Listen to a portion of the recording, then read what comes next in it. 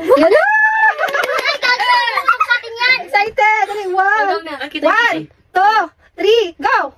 Mga kasungit, tanghaling masungit nyo nga muna ang bantay ng tindahan ngayon. At paalis nga ang aking mga magulang, ganon. Paalis nga sila nang dahil sa hotdog na yan, nakakaloka, char! Bali mga kasungit, pupunta nga sila nito ng Ogbotondo, grabe.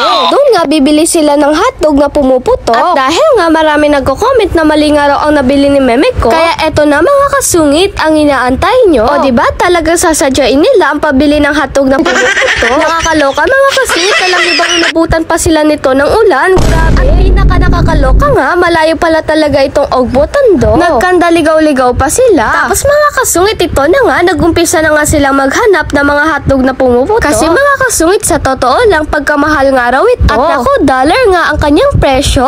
Char! Sabi nga ni meme ko, bili daw siya kahit isa man lang. Para ma-experience muna ni Ali masungit nyo. Para makita din ng aking mga kasungit. At finally, mga kasungit, nakita na nga nila ang bilihan. Ayun mga kasungit, to nababasa nyo na. Diba sa mga comment ko, Uncle Boss nga raw ang original. Kaya agad nga nila akong tinawagan ni meme ko at ni daddy ko. Kung ito nga yun. At finally, mga kasungit, makakatikim na nga rin ng aling masungit nyo ng hotdog na pumuputok. Naku, ano kaya lasa iyon?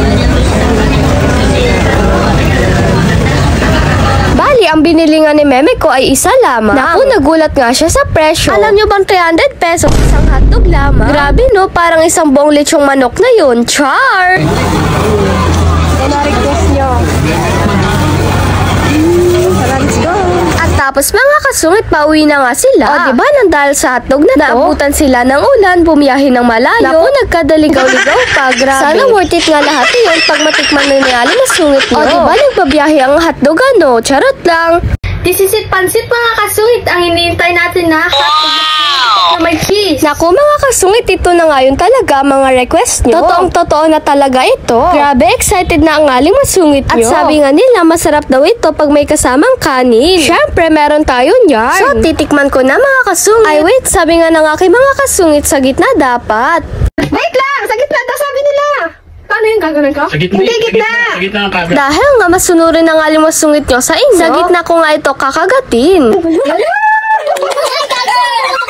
Excited! 1, 2, 3, go!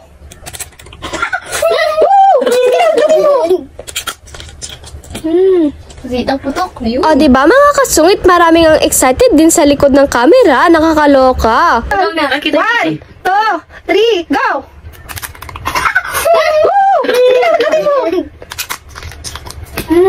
Ang putok. O diba mga kasungit, kitang-kita nyo na, meron na siyang cheese na pumuputok. Ayun mga kasungit, yung puti na yan, yan nga ang cheese. So, kinagat ko pa nga ng isa pa. Puno na nga ng kagat ni Ali masungit nyo. Hindi nga lang ganun kaputok ang cheese niya, mga kasungit. Hindi kagaya ng iba na napapanood natin sa mga vlogs. Pero yung cheese niya ay masarap talaga. Pag sa dami ng cheese sa loob, ganon. Kita nyo naman, nagkalat na sa aking bibig. Ayun mga kasungit, to, yung cheese niya ay unti-unti nang lumalabas. Diba sabi nga nila, masarap daw itong i-partner sa kanin. Nakakaloka no, sa hotdog na ito, biruin nyo pagkamahal na. Sa bagay, kung gusto nyo nga maputukan ng cheese, ay